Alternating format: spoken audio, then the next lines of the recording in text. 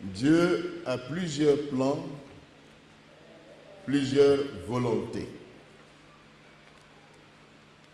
Apparemment, quand un plan échoue, Dieu met en place un autre plan.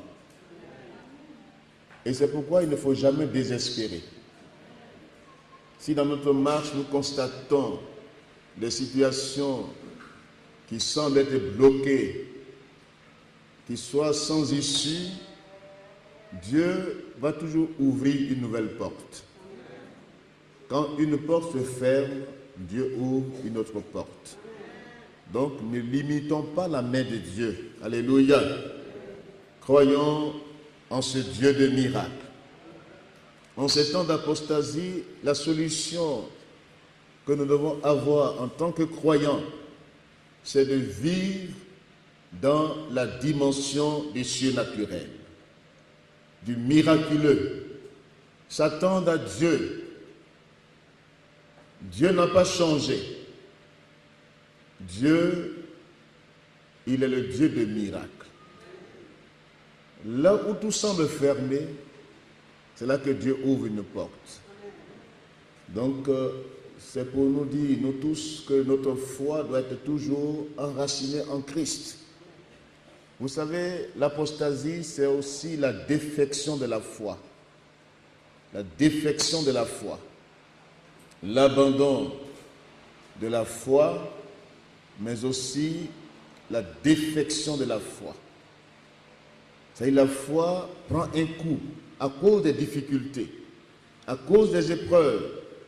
On peut douter de la puissance de Dieu, mais ce soir, ne doute pas de la puissance de ton Dieu. Alléluia. Que ta foi soit ferme, que ta foi soit enracinée, que ta foi s'appuie sur le Seigneur. Alléluia.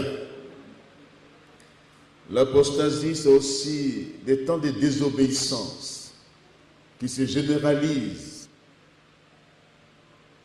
le manque de crainte de Dieu. On obéit à l'homme et on désobéit à Dieu. Voici les temps dans lesquels nous sommes.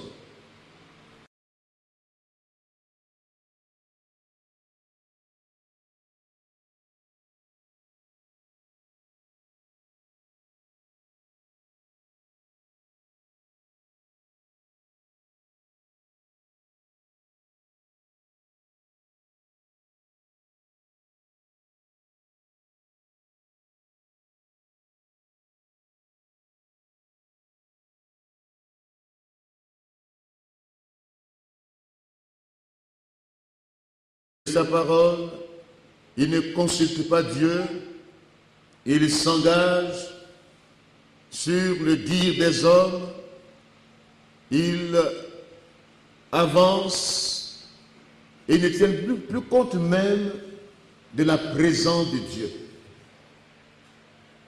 De plus en plus que nous avançons, beaucoup de croyants ne sont plus sensibles à la voix de Dieu. Ils n'entendent plus Dieu parler. Ce sont des temps difficiles dans lesquels nous sommes. Les gens sont conditionnés par le dire des hommes. Ils exécutent sans même demander à Dieu, est-ce que ce que je fais réjouit ton cœur? Est-ce que cela est constructif? Il ne demande même plus à Dieu. Voyez-vous,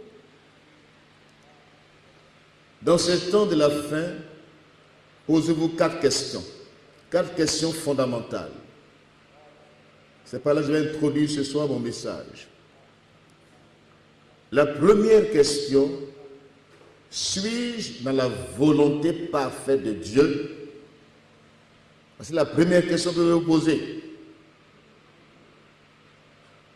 Parce que Dieu, c'est sa volonté que je dois faire.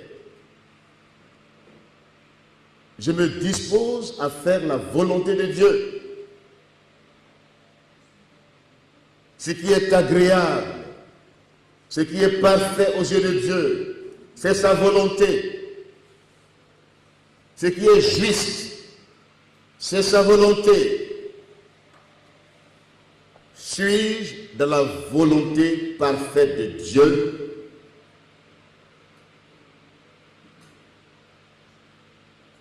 Deuxième question. Ai-je fait et bien fait ce que Dieu m'a demandé de faire?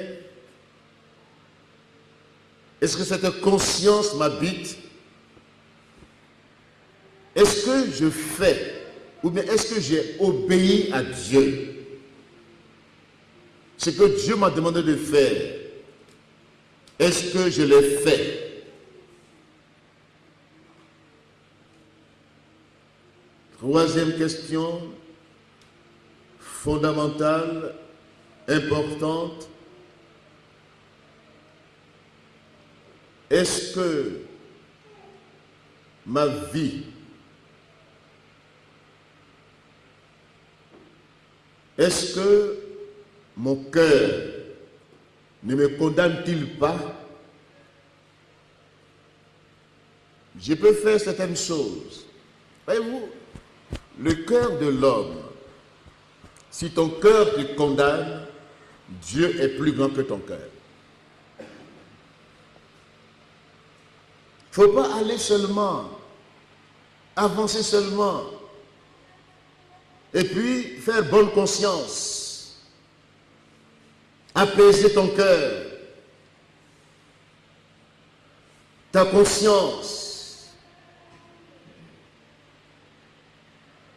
Est-ce que mon cœur ne me condamne-t-il pas? Et la dernière question, est-ce que les actes que je pose, si on les posait envers ma personne, est-ce que mes actes, est-ce que mes actions envers mon prochain, parce que l'amour de Dieu, son implication, c'est le prochain. C'est que ce qu'on ne peut me faire, que je ne le fasse pas aussi à l'autre. C'est la règle de l'amour. Donc la quatrième question, est-ce que mes actes, mes actions envers mon prochain, est-ce que son cœur est réjoui? Amen. Est-ce que le cœur de mon prochain, est-ce que ce que je fais à mon prochain, si on me faisait la même chose, mon cœur allait-il se réjouir? Est-ce que mes actes réjouissent-ils le cœur de l'autre? Ou bien il gémit et puis ça ne me dit rien? Voici dans les temps où nous sommes, les temps d'insensibilité, les hommes, on verra l'apostasie dans sa généralité concernant le monde, mais Dieu parle d'abord à son Église. L'amour du plus grand nombre se refroidira, on se trahira, parce que l'iniquité sera accrue dans le monde. Notre amour les uns envers les autres va se refroidir. Et on ne prendra pas conscience de cela. On peut faire du mal à quelqu'un, ça ne nous dit rien. On ne se met pas à sa place. On avance. On a la force. On est en position de force. Mais Dieu, il est le Dieu qui défend les faibles. Alléluia. Dieu est le Dieu de justice. Et c'est pourquoi nous devons prendre conscience. Dans mes actes, mon cœur, je ne dois pas être poussé pas un mouvement de foule ou bien un mouvement de groupe pour agir. Non, devant Dieu, je serai seul. Dieu me demandera compte de mes actes envers mon prochain, de mon attitude, de mes actions. C'est pourquoi il faut que je me pose des questions internes. Même s'il n'y a pas d'opportunité pour que je m'exprime, mais il faut que intérieurement, je me demande, suis-je dans la volonté parfaite de Dieu? Ai-je fait et bien fait ce que Dieu m'a demandé de faire? Mon cœur ne me condamne-t-il pas? Mes actions envers mon prochain font-elles du bien à mon prochain? Est-ce qu'il se réjouit ou bien il gémit? C'est comme ça on fait son propre diagnostic. C'est comme ça on s'examine soi-même pour voir si nous sommes dans la vérité. Nous ne devons pas nous pousser. Il y en a aujourd'hui, on les pousse pour aller faire du mal. Et ils sont contents. Ils sont contents. Ils ne se posent même pas de questions. Ils s'en vont seulement. Aveuglés par les avantages humains. Que Dieu nous aide. Amen. Donc, tu m'entends ce soir, tu me prends en marche ce soir. J'introduis mon message par ces 4 questions fondamentales qui sont l'examen personnel de ma vie. Se poser des questions, le questionnement interne devant tout acte que je pose. Dans le cheminement, je dois prendre conscience et savoir si vraiment je suis dans la vérité.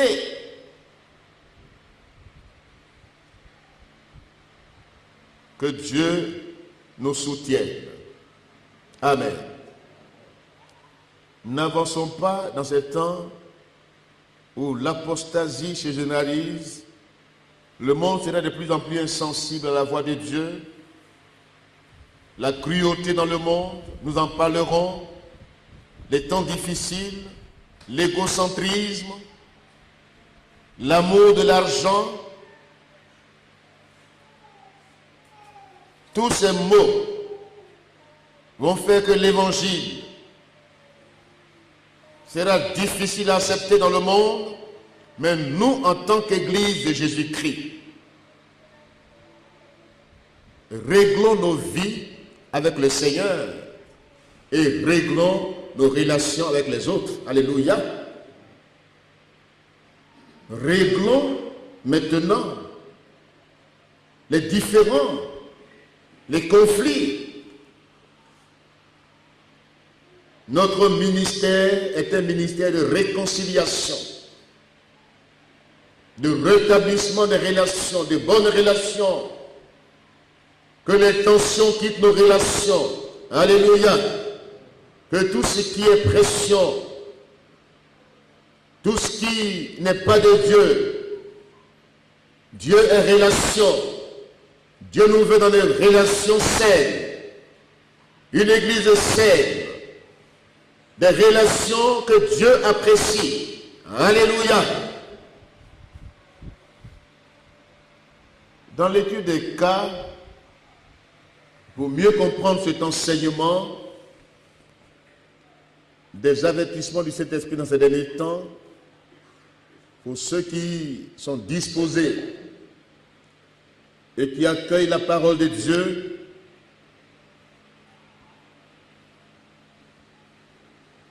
nous parlons en même temps du réveil spirituel. Notre enseignement va de pair. Les avertissements du Saint-Esprit dans ces derniers temps, mais aussi réveille-toi, toi qui dors, pour échapper à ces choses. Réveille-toi, que ton esprit se réveille dans une prise de conscience de ta vraie nature devant Dieu, de ton vrai état spirituel devant Dieu et de la sainteté de Dieu. Amen. Nous avons étudié la vie de David.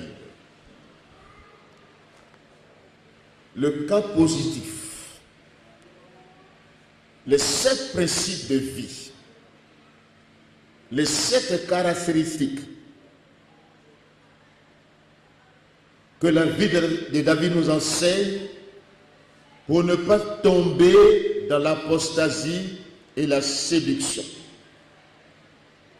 Nous avons vu ensuite le cas négatif d'Élie et de ses fils, où la corruption sacerdotale en temps d'apostasie. Nous avons parlé des 3 péchés dans la famille d'Élie, liés à leur positionnement autoritaire.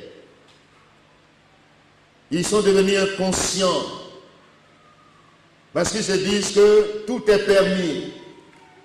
Ils ont le pouvoir, ils peuvent faire ce qu'ils veulent. Ils n'ont de compte à rendre à personne. Les détournements,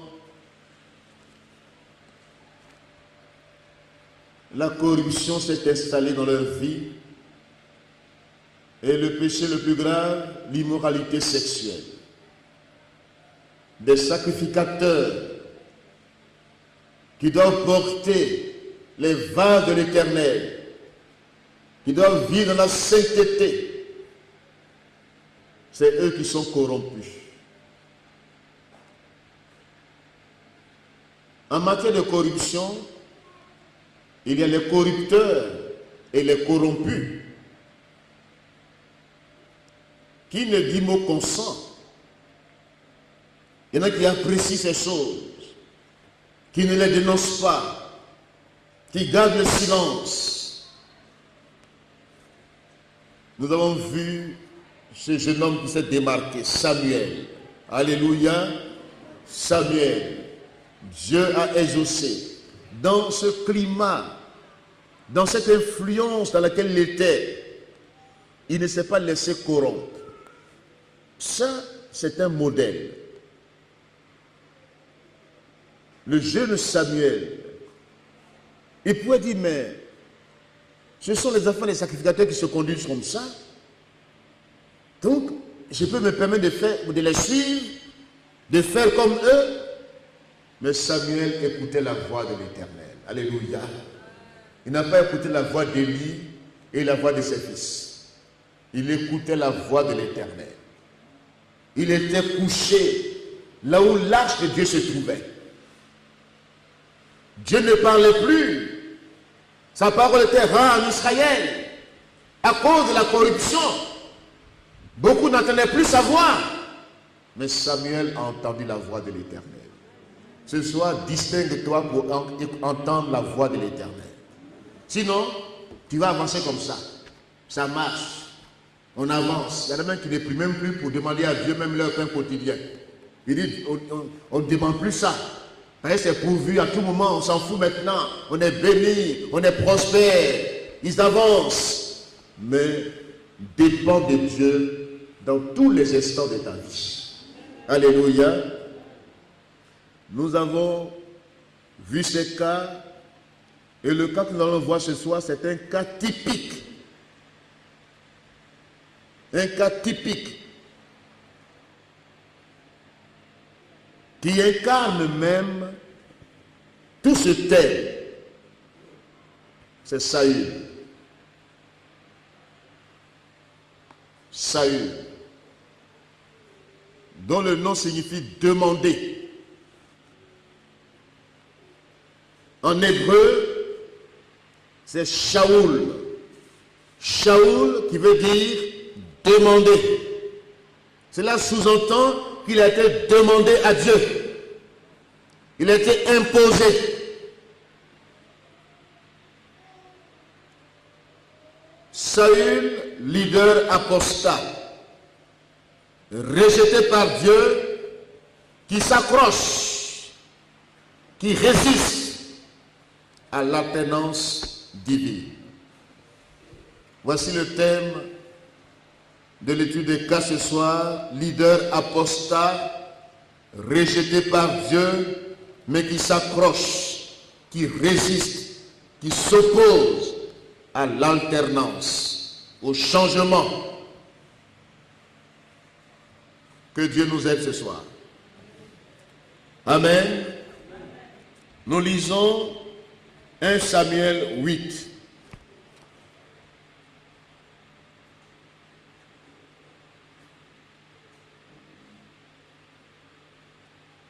Nous lisons ensemble la parole du Seigneur.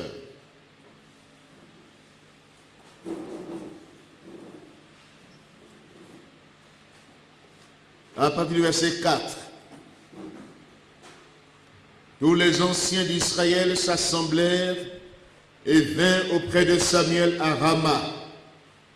Et lui dirent, voici tu es vieux, et tes fils ne marchent point sur tes traces. Maintenant établis sur nous un roi pour nous juger, comme il y en a chez toutes les nations. Samuel vit avec déplaisir qu'il disait, donne-nous un roi pour nous juger. Et Samuel pria l'Éternel.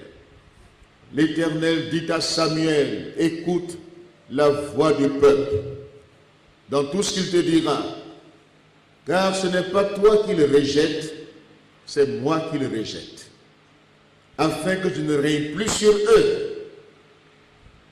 Ils agissent à ton égard comme ils ont toujours agi depuis que je les ai fait monter d'Égypte. Jusqu'à ce jour, ils m'ont abandonné pour servir d'autres dieux. Écoute donc leur voix, mais donne-leur des avertissements et fais-leur connaître le droit du roi qui régnera sur eux. Samuel rapporta toutes ces paroles de l'Éternel au peuple qui lui demandait un roi. Il dit, voici quel sera le droit du roi qui régnera sur vous.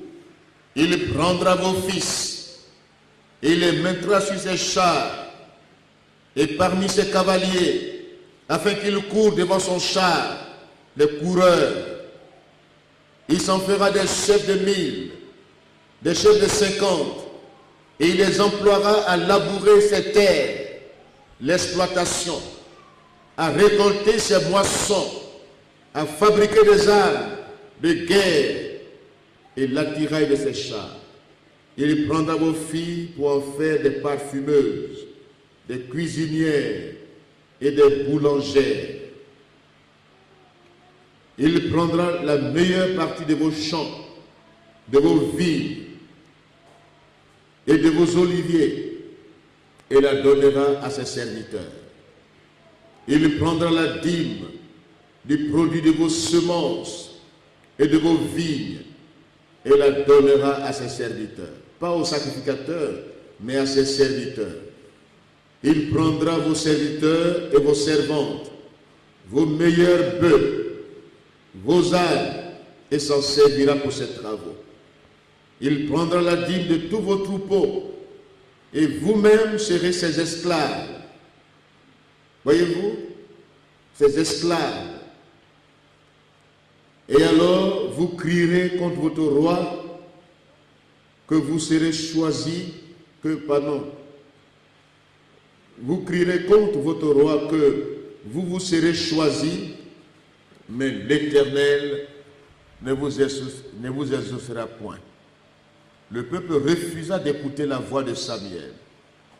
Non, dirent-ils, mais il y aura un roi sur nous, et nous aussi nous serons comme toutes les nations. Notre roi nous jugera, il marchera à notre tête et conduira nos guerres. Samuel, après avoir entendu toutes ces paroles du peuple, le redit aux oreilles de l'Éternel.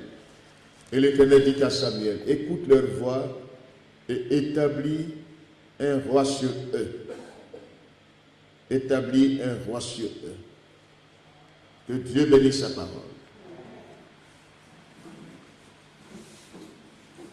Donc le chapitre qui suit, c'est le choix de Saül. Le chapitre 9, chapitre 10. Donc Saül a été demandé. Ils ont forcé la main de Dieu. Ils veulent rejeter l'autorité de Dieu sur leur vie.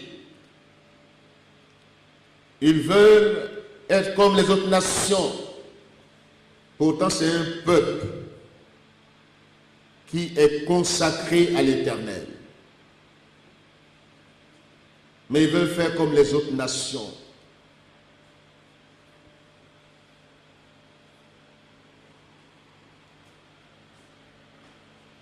Saül, fils de Kis, de la tribu de Benjamin, dont le nom signifie fils de ma douleur. Quand sa maman mourait, elle était mourante, et son père lui a donné le nom de fils de ma droite. Saül est le premier roi d'Israël. L'histoire de Saül occupe la plus grande partie de 1 Samuel, chapitre 9, jusqu'au chapitre 31, et le présente comme l'un des plus pathétiques.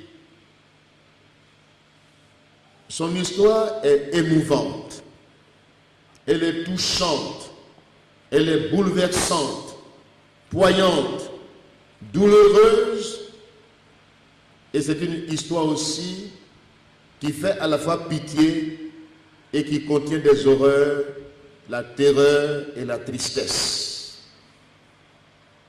De tous les serviteurs de Dieu, Saül a une histoire, un mélange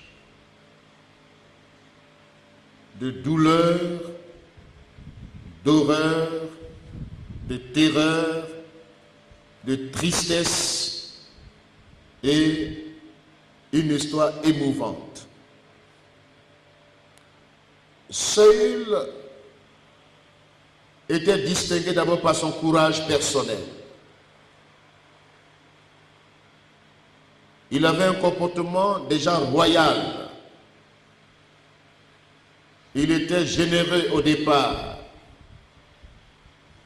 Sa famille est présentée dans 1 Samuel 14, 49 à 51, que nous lisons. 1 Samuel. On présente ici la famille de Saül. Et 2 Samuel 21, 8. 1 Samuel 14, 49. Les fils de Saül étaient Jonathan, Jifli, Malkishia. Ses deux filles s'appelaient l'aînée Mérab et la plus jeune Michal. Le nom de la femme de Saül était Achinoam, fille d'Achimat. Le nom du chef de son armée était Abner, fils de Ner, oncle de Saül. Donc, c'était un règne familial. Kish, père de Saül, et Ner, père d'Abner, était fils d'Abdiel. Pendant toute la vie de Saül, il eut une guerre acharnée contre les Philistins. 2 Samuel 21.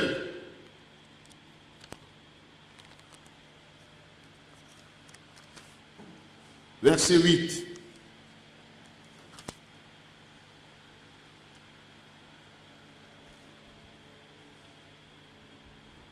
le roi prit les 2 fils que Rispa, fille d'Aja, avait enfantés à Saül, Harmonie et Méphibosheth, et les 5 fils que Mérab, fille de Saül, avait enfantés à Adriel, de Méola, fils de Barzilai, et les livra entre les mains des Gabaonites. Donc Saül, une histoire émouvante, bouleversante, poignante, douloureuse, qui fait à la fois pitié et qui comporte des horreurs, de la terreur et de la tristesse. Soumis à la pression des Philistins, les Israélites en vinrent à penser que seul un chef de guerre visible pouvait les délivrer.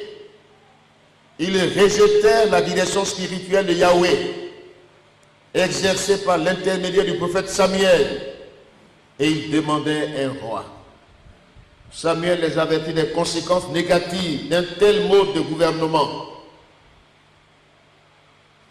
Les droits du roi, un avertissement auquel ils ne furent pas sensibles. Dieu dit à Samuel de leur accorder ce qu'il souhaitait et le conduisit vers Saül, qui fut nommé en secret, d'abord dans le pays des Choutes, 1 Samuel 10:1, et il fut confirmé à Mispa, 1 Samuel 10:17-25, et à Gilgal, suivi d'une cérémonie religieuse d'investiture. Elle était investie publiquement. Le choix qui est porté sur sa vie est un choix imposé à Dieu pour répondre à l'aspiration du peuple. Comme les démocrates le disent, Vos populus, vos Deus. C'est-à-dire la voix du peuple, c'est la voix de Dieu. Donc, voici, ce n'est pas, ils rejettent la théocratie, où Dieu devait régner sur eux. Ils rejettent les voix de Dieu, parce qu'ils ont la tendance, depuis lors, de l'idolâtrie. Samuel les avertit de rester fidèles à Dieu.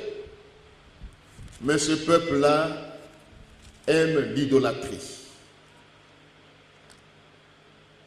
Ils veulent des faux dieux.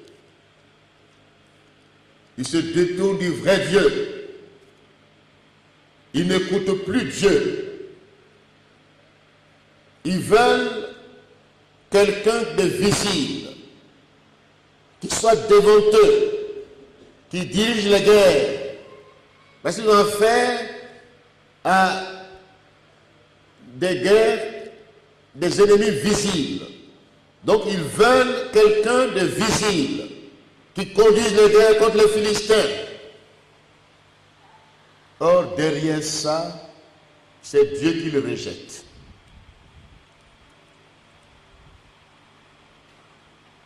Ce soir, ne rejetons pas Dieu. Amen. Que Dieu soit l'autorité de notre vie, sur notre vie, qui a autorité. Ne rejetons pas Dieu. Il y a plusieurs manières de rejeter Dieu aujourd'hui. On se focalise sur des principes légalistes. On s'appuie sur ces principes. On a des droits. On s'accapare tout. Parce que nous avons des droits. Mais je vais vous dire ce soir, voyez-vous, David, pendant son règne, On ne va pas parler des droits. Alléluia. David lui-même partageait avec tout le monde. Il a renoncé à tous ses droits.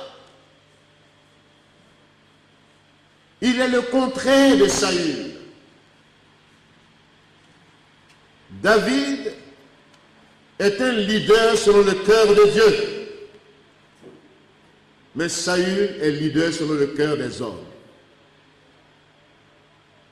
Imposé à Dieu pour rejeter Dieu, pour ne plus écouter Dieu.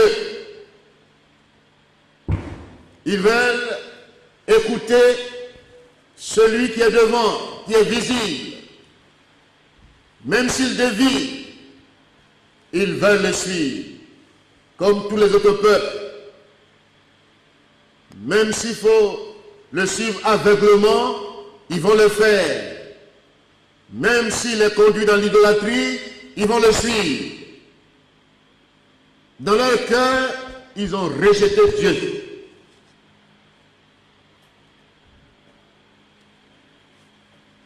Ce soir, ne rejette pas Dieu comme autorité sur ta vie.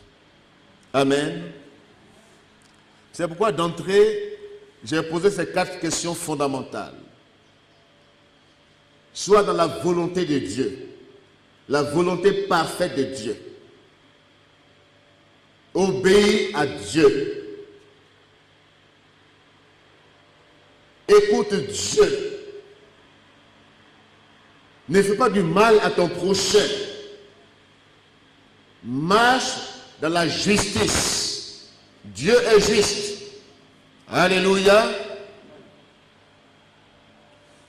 Donc le peuple souhaitait être conduit de manière visible. Et Dieu s'est soumis à leur volonté. Voyez-vous, Dieu, souvent, il y a des choses sur lesquelles nous insistons. Et Dieu laisse. Dieu accepte.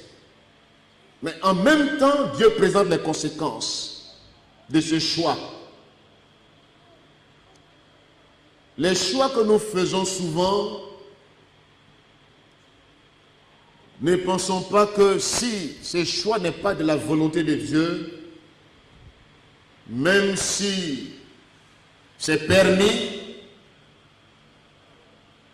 il y a quelque chose que Dieu permet, mais qui n'est pas sa volonté parfaite. Puisque tu insistes, puisque tu veux la chose, tu es son enfant, il laisse. Mais en même temps, il te donne les conséquences. Il te prévient des conséquences de ton choix. Si le choix est un bon choix, tu vas jouir d'une plénitude de joie. Alléluia. Mais si ton choix est un mauvais choix, ce sera dans ton cœur, ce sera des nuits blanches, de regrets, des nuits de douleur. La bénédiction de l'Éternel enrichit et n'est suivie d'aucun chagrin. Mais s'il y a le chagrin, c'est que ce n'est pas la bénédiction qui vient de l'Éternel. Ça vient de ton insistance ou c'est une proposition de l'ennemi. Même dans le cas d'espèce, dans le cas de Saül, nous verrons durant ces 3 mardis qui vont suivre. Je vais m'attarder parce qu'il représente même le thème que j'aborde. Il représente ce thème. Sa vie même en témoigne.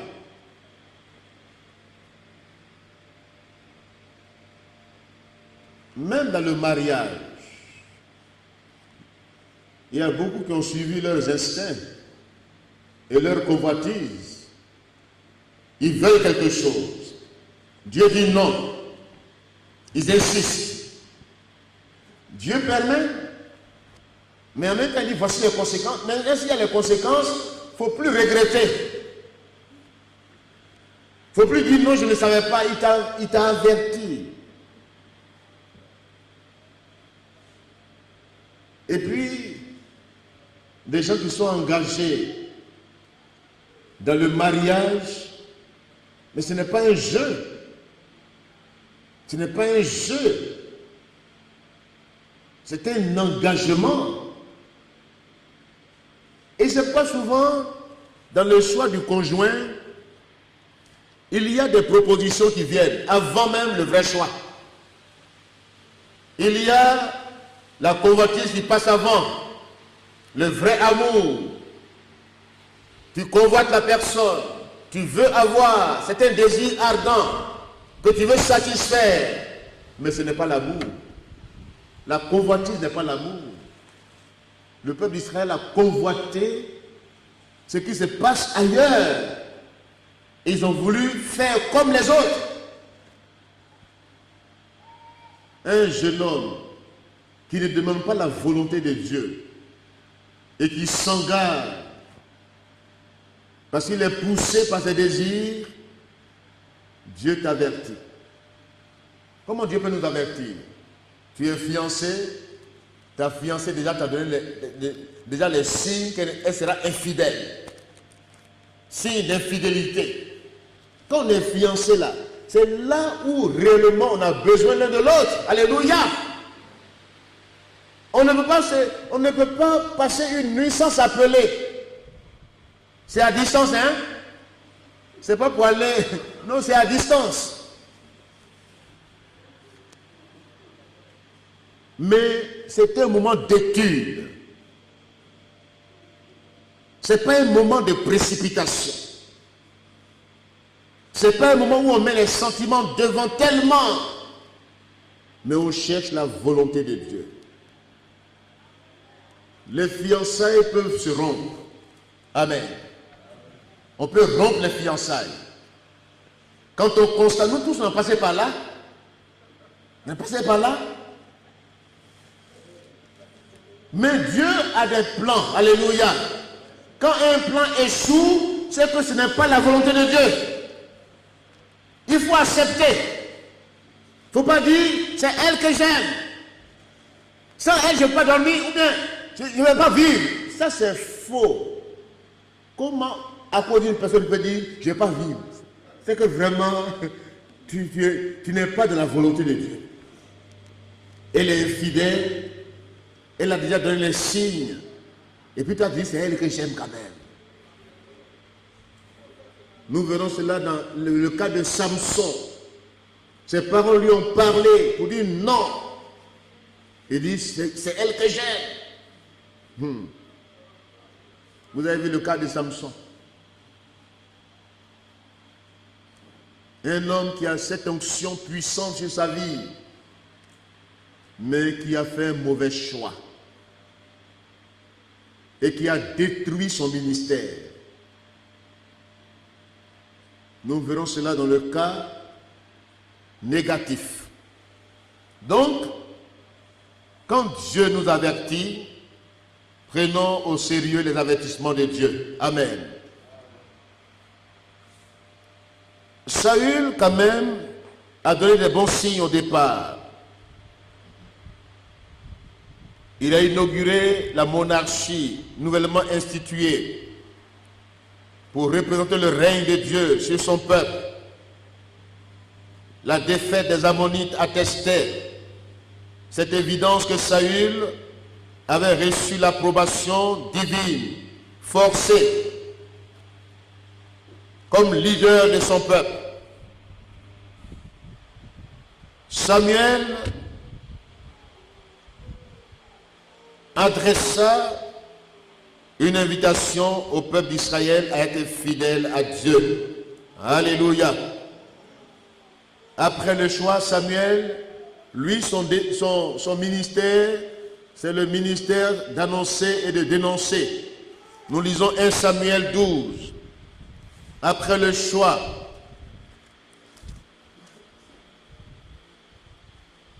1 Samuel 12, versets 1 à 4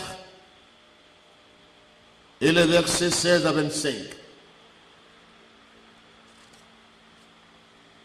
Samuel dit à tout Israël, voici, j'ai écouté votre voix dans tout ce que vous m'avez dit, et j'ai établi un roi sur vous.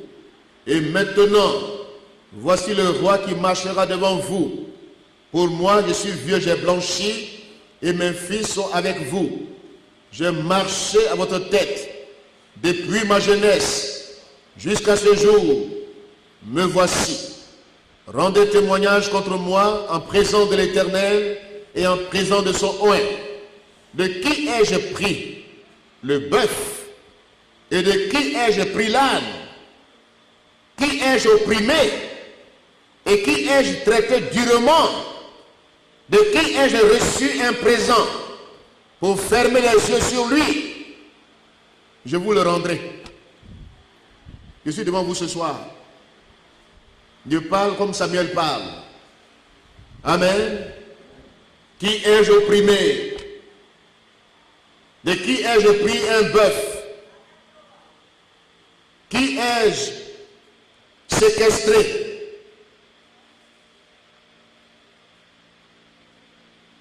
Tordre les doigts des gens pour leur arracher leurs biens, comme les filles d'Élie.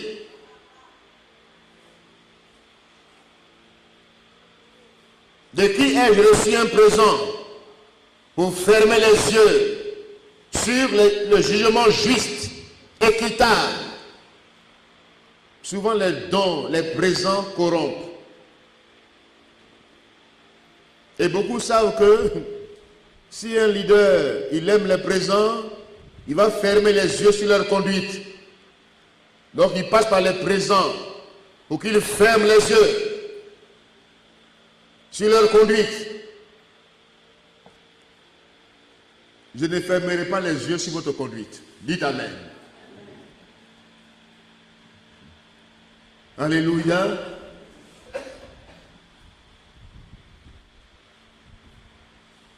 Il répondit, tu ne nous as point opprimés et tu ne nous as point traités durement.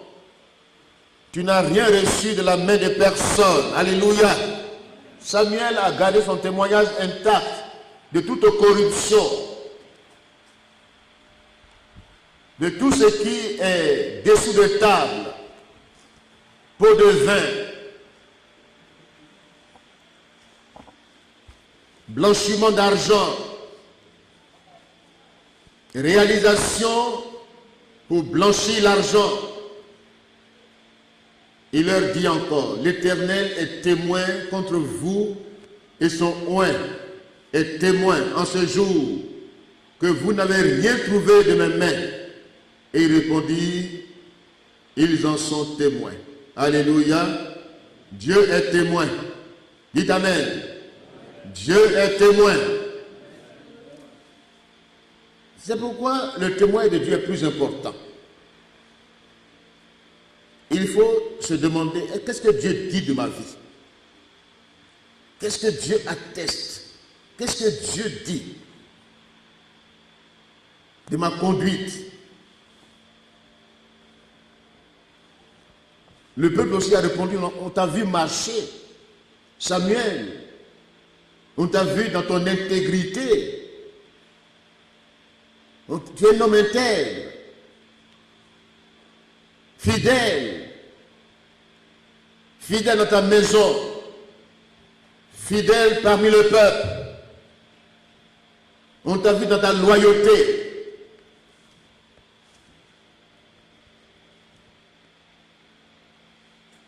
Versets 16 à 25. Attendez encore ici et voyez le prodige que l'Éternel va opérer sous vos yeux. Alléluia. Dieu des miracles. Dieu des prodiges. Ne sommes-nous pas la moisson des blés? J'invoquerai l'Éternel et il enverra des tonnerres et de la pluie. Sachez alors et voyez combien vous avez eu tort aux yeux de l'Éternel de demander pour vous un roi. Samuel invoqua l'Éternel et l'Éternel envoya ce même jour des tonnerres et de la pluie. Tout le peuple eut une grande crainte de l'Éternel et de Samuel. Amen. Et tout le peuple dit à Samuel, prie l'Éternel ton Dieu pour tes serviteurs afin que nous ne mourions pas, car nous avons ajouté à tous nos péchés le tort de demander pour nous un roi. Samuel dit au peuple, n'ayez point de crainte. Vous avez fait tout ce mal, mais ne vous détournez pas de l'Éternel. Amen.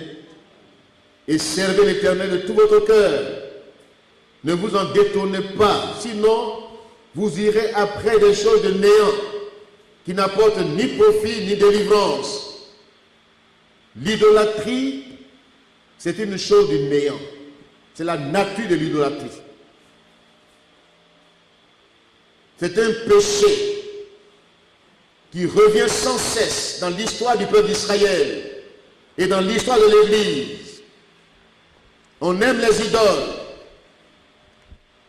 On aime déifier l'homme. On aime l'idolâtrie. Au lieu d'adorer Dieu, au lieu de craindre Dieu, on se détourne de Dieu. On cherche les choses du néant. C'est la séduction de l'idolâtrie. Le culte des dieux étrangers obéit à des principes et désobéit à Dieu. C'est l'idolâtrie, l'immoralité sexuelle.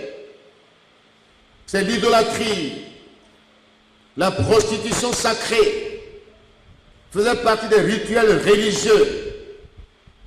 Dans le paganisme, il y a la prostitution sacrée que Balaam a enseigné au peuple d'Israël dans Nombre chapitre 25. Et il y a les démons maintenant qui entrent dans l'idolâtrie. Il y a un caractère démoniaque. Les idoles. Derrière les idoles, derrière l'idolâtrie, il y a la puissance satanique. Paul l'affirme. Dans 1 Corinthiens 8, 1 Corinthiens 10. Il dit l'idole n'est rien, mais derrière l'idole, il y a les démons. Amen. Il y a les démons. Se prosterner devant une statue, se prosterner devant une représentation quelconque des choses célestes et des choses terrestres. S'agenouiller devant une idole, même si c'est un saint, c'est de l'idolâtrie. Et un démon se cache derrière et contrôle. Donc il y a une relation entre idolâtrie et activité démoniaque. Donc la réponse de Dieu est donnée par Samuel. Il dit, vous avez déjà ajouté ce que vous voulez, mais ne vous détournez pas de l'Éternel. Alléluia. Ne vous détournez pas de l'Éternel. Servez l'Éternel de tout votre cœur. Nous sommes dans un sacerdoce royal sans intermédiaire aucune. Il n'y a pas d'intermédiaire entre Dieu et nous. Ce n'est pas le prophète qui parle en ton nom devant Dieu. Tu parles toi-même directement à Dieu. Alléluia. Dieu écoute ta prière. Tu loues ton Dieu. Tu l'adores. Tu apportes tes requêtes. Ce que nous faisons, c'est un accompagnement. Nous vous soutenons. Parce que souvent, nous avons tous des faiblesses. On a besoin de se soutenir les uns les autres. Mais l'homme n'est pas intermédiaire entre Dieu et les hommes. Il y a un seul médiateur, c'est Jésus-Christ. Alléluia. Jésus-Christ est le seul médiateur. Il n'y a pas une médiatrice. Il y a un seul médiateur entre Dieu et les hommes. Jésus-Christ fait homme. Alléluia. Donc ne nous détournons pas du vrai Dieu. Il y a des idolâtries aujourd'hui qui sont cachées, subtiles. Subtiles. On craint l'homme, on ne craint pas Dieu. On veut plaire à l'homme, on ne cherche pas à plaire à Dieu. On veut être apprécié de l'homme, et on ne cherche pas à être apprécié par Dieu. C'est ce qui est visible, comme les autres. Ce qu'on fait de manière visible, c'est ce qui nous intéresse. Or, Dieu regarde à ce qui est invisible. Alléluia. Ta conduite invisible, tes actions secrètes. C'est ça que Dieu regarde. Et ça que Dieu va faire paraître en lumière au dernier jour. Crains Dieu. Amen. Crains Dieu. Dieu a mis Saül devant des tests. Puisqu'il est leader du peuple, Dieu le met devant le test de l'obéissance, de la soumission à Dieu.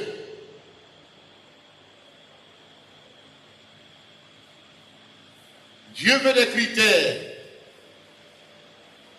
Dieu veut que ce leader l'écoute, que ce leader le cherche, que ce leader se tienne devant Dieu, qu'il consulte Dieu. Saül,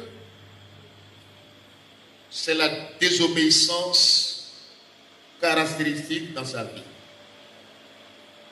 C'est l'incarnation de tous les critères apostates. À 3 reprises, Saül a désobéi au test de Dieu, où Dieu le voulait, pour voir si lui qui a été choisi, lui qui est leader du peuple, s'il peut chercher Dieu, s'il peut obéir à Dieu d'abord, s'il peut se soumettre à l'autorité divine. Mais Saül a échoué à tous ces tests. Premier cas, c'est 1 Samuel 13, versets 7 à 14, que nous lisons. 1 Samuel 13, versets 7 à 14.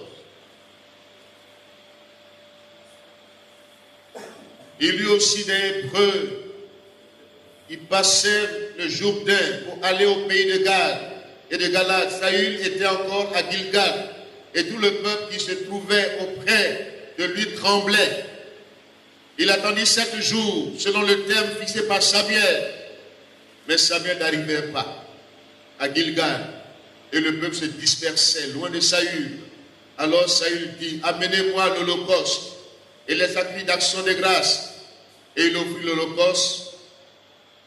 Comme il achevait d'offrir l'holocauste, voici Samuel arriva. Et Saül sortit au-devant de lui pour le saluer. Samuel dit, qu'as-tu fait? Saül répondit, lorsque j'ai vu que le peuple se dispersait loin de moi, que tu n'arrivais pas au terme fixé, et que les Philistins étaient assemblés à Mispa, je me suis dit, les Philistins vont descendre contre moi à Gilgal, et je n'ai pas imploré l'Éternel. C'est alors que je me suis fait violence et que j'ai offert l'holocauste. Samuel dit à Saül, tu as agi en insensé. Tu n'as pas observé le commandement que l'Éternel, ton Dieu, t'avait donné. Vous écoutez bien? Tu n'as pas observé le commandement que l'Éternel, ton Dieu, t'avait donné. L'Éternel aurait affermi pour toujours ton règne sur Israël. Et maintenant ton règne ne durera point. L'Éternel s'est choisi un homme selon son cœur. Alléluia. Et l'Éternel l'a destiné à être le chef de son peuple, parce que tu n'as pas observé ce que l'Éternel t'a commandé. Amen. Voyez-vous, c'est devant Dieu qu'on répond. Même si au temps de l'ancienne alliance, les prophètes étaient des instruments par lesquels Dieu passait pour parler, mais au-delà de Samuel, c'est Dieu lui-même. Amen. Et Samuel dit, il n'a pas dit, tu ne m'as pas obéi. Tu ne m'as pas obéi. J'ai donné des ordres, tu n'as pas écouté mes ordres. Donc, je décide. Non. Samuel dit à Saül, tu as agi en insensé. tu n'as pas observé le commandement que l'Éternel, ton Dieu, t'avait donné. Amen. Voici le premier test de Dieu dans la vie de ce leader. Leader apostat, il y en a déjà les signes. Et déjà, Saül a entendu ce que Samuel a dit. Samuel a prophétisé sa déchéance de la royauté. Et Saül entendit pour la première fois qu'il y avait déjà dans la pensée de Dieu un remplaçant. Amen. C'est la première fois que Saül entend que dans la pensée de Dieu, il y avait un remplaçant.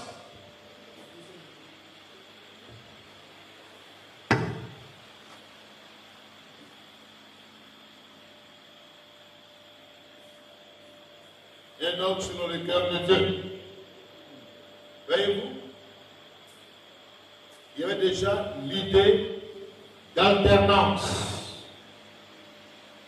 à partir de la désobéissance. Deuxième cas, de désobéissance de Saül. 1 Samuel 15. Vous me suivez, hein? 1 Samuel 15. Deuxième cas. Samuel dit à Saül, c'est moi que l'Éternel a envoyé pour toi, roi sur son peuple, sur Israël. Écoute donc ce que dit l'Éternel. Amen. Ainsi par l'Éternel des armées. Je me souviens de ce qu'Amalek fit à Israël lorsqu'il lui ferma le chemin de sa sortie d'Égypte. Va maintenant, frappe Amalek et dévoue par interdit tout ce qui lui appartient. Tu ne l'épargneras point et tu feras mourir hommes et femmes, enfants et nourrissons, bœufs et brebis. Saül battit Amalek, mais Saül épargna Agar, verset 9. Et les meilleurs brebis, les meilleurs bœufs, les meilleures bêtes, les agneaux gras et tout ce qu'il y avait de bon. Il ne voulut pas le dévouer par interdit. Et il dévouait seulement ce qui était méprisable et chétif. L'Éternel adressa la parole à Samuel et lui dit, je me repens d'avoir établi Saül pour roi, car il se détourne de moi et il n'observe point mes paroles.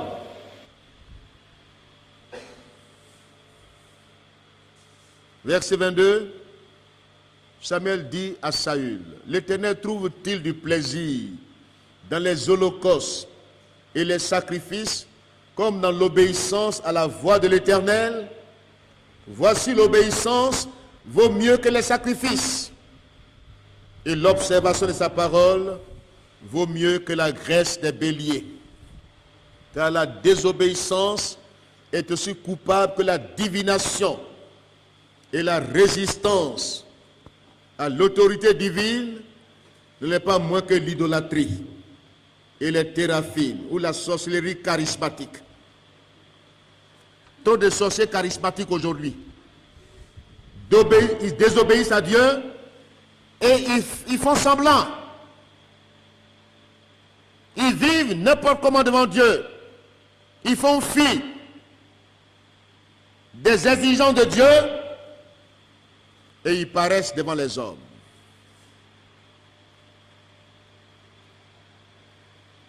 Ce sont des apostats.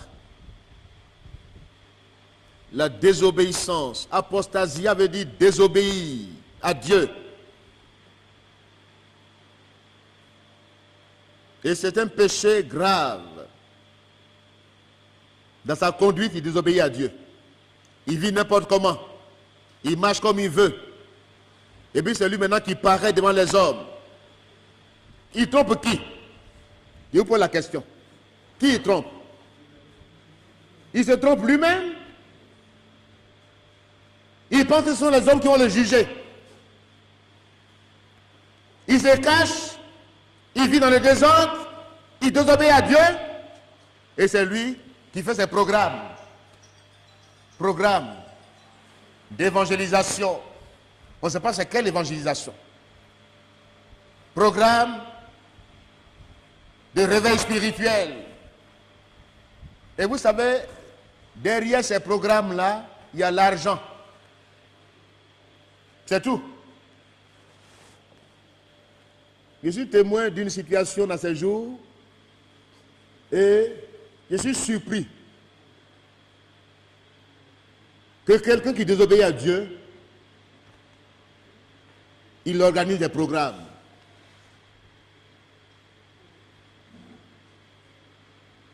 Il y a une jeune dame qui est venue me voir dans ces jours. Elle dit, elle cherchait le numéro d'un pasteur. Et elle tombe sur moi. Et elle me dit, pasteur, il va te rencontrer. Il dit, je ne serai pas seul, hein. Je viens à ma femme.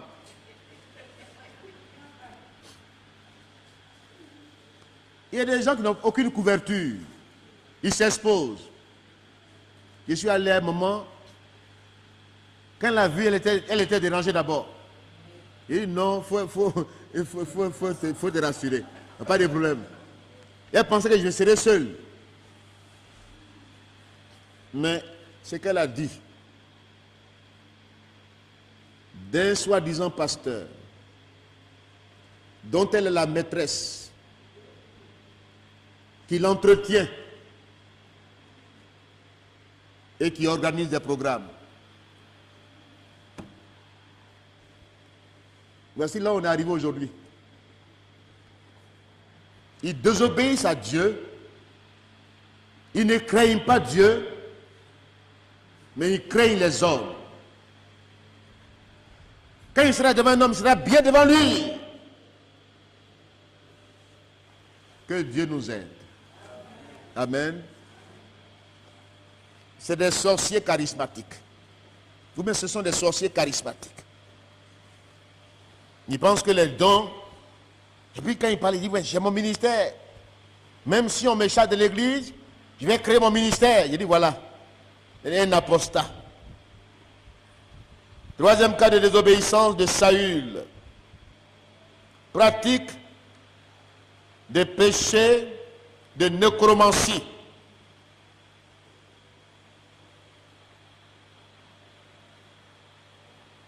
Lui qui a défendu en Israël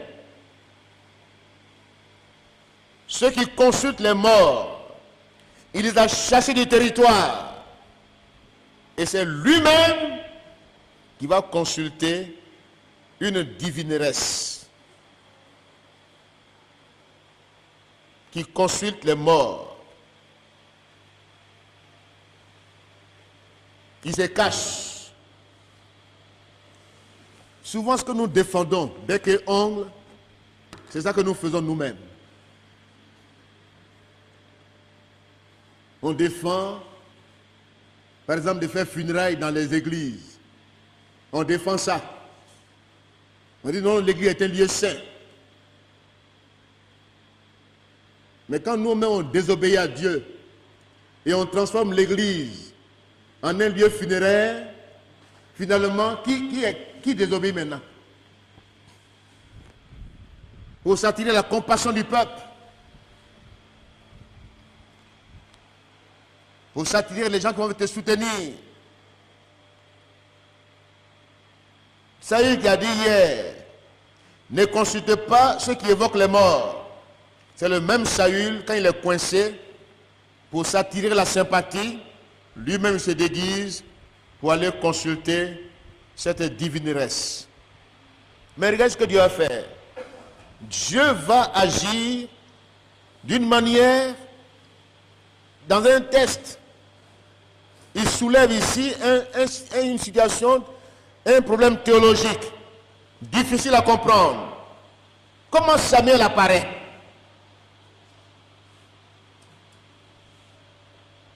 Mais Dieu permet, on ne sait pas, pour donner le verdict à Saül, l'apostat. Parce qu'il n'écoutait plus. Il n'écoutait plus personne. Il n'écoutait personne. Il n'écoutait pas Dieu. Dieu va permettre, par cet échange, pour prononcer son verdict final sur Saül, la sentence de mort, 1 Samuel 28. Ce texte pose un problème théologique. Mais au-delà de cela, ce que nous retenons, Dieu va prononcer le verdict final pour dire Saül, c'est fini. Que Dieu ne dise pas que c'est fini. Amen. Obéissons à Dieu. L'obéissance vaut mieux que les sacrifices. Tout ce qu'on fait aujourd'hui, les programmes, tout ce qu'on fait, l'ouvrier vaut mieux que l'œuvre. Ce qui intéresse Dieu, c'est la vie de l'ouvrier. C'est ta vie chrétienne qui intéresse Dieu. Ce n'est pas tout ce que tu fais. C'est ce que tu es qui intéresse Dieu. Soyons. Ne faisons pas seulement. L'œuvre de Dieu, ce n'est pas que nous fassions, mais que nous soyons. Alléluia. Que Dieu nous vienne en aide aujourd'hui dans ce temps d'apostasie. Le prototype de l'apostasie, c'est Saül, le désobéissant. Il désobéit à Dieu et veut plaire à l'homme. Jusqu'à aller plaire à cette divineresse pour aller la consulter. Il ne demande pas à Dieu, il va vers l'homme, il demande conseil à l'homme. Ce soir, revenons au Seigneur. Amen. Revenons tous au Seigneur. Dans ce temps, obéissons à Dieu. Obéissons à Dieu, à sa parole. Soumettons-nous à Dieu sous sa main puissante et il nous relèvera. Alléluia. Soumettons-nous à Dieu. Résistons au diable et il fuira loin de notre vie. Ce soir, il faut que tu te soumettes à Dieu. Que tu résistes aux pressions actuelles. Que tu résistes au monde actuel. Que tu crains Dieu. Dieu va t'apprécier. Dieu va t'approuver. Même si on ne te calcule pas, Dieu te calculera. Alléluia. Même si pour les hommes tu n'es rien, Dieu dit tu as de la valeur à mes yeux. Alléluia. Parce que ton obéissance est mieux que les parades qu'on fait. Les parades festives. Les programmes pour soutenir l'argent aux gens. Pour paraître. Oh, on désobéit à Dieu. On refuse ce que Dieu demande. Fais la paix avec ton frère. Tu dis je ne fais pas la paix mon frère. Et puis je sers Dieu. Réconcilie ton frère, tu dis non. On a coupé Yam. Dans ces jours, Dieu m'a dit, retourne, fais la paix avec tous tes frères. Et c'est ce que je suis en train de faire. Alléluia. Dieu apprécie cela. Dieu est d'accord. Que Dieu nous aide. Dans ta famille, dans ton quartier, dans ton lieu de service, sois en paix avec tous. Si cela dépend de vous, faites la paix. Obéissez à Dieu. Dieu sera de votre côté. Dieu vous défendra et vous serez des personnes selon son cœur. Mais ne soyez pas dans la peau de Saül le désobéissant, l'apostat, qui résiste à Dieu, qui désobéit à Dieu. Vous allez voir devant Goliath, il n'a aucun pouvoir. Les vrais défis, les vrais combats, il a perdu le combat spirituel. Et il va maintenant s'en prendre à un combat, un faux combat. Que Dieu nous épargne ces genres de combats qui n'ont rien à voir avec la vie de l'Église aujourd'hui. On n'a pas à lutter contre la chair et le sang. Saül est le prototype du charnel, du rejeté par Dieu, et qui s'acharne sur les autres, qui se débat. Que ta vie ne soit pas une vie qui se débat, qui fait des efforts pour se maintenir. Revenons au Seigneur et Dieu nous relèvera. Que Dieu bénisse sa parole. Amen.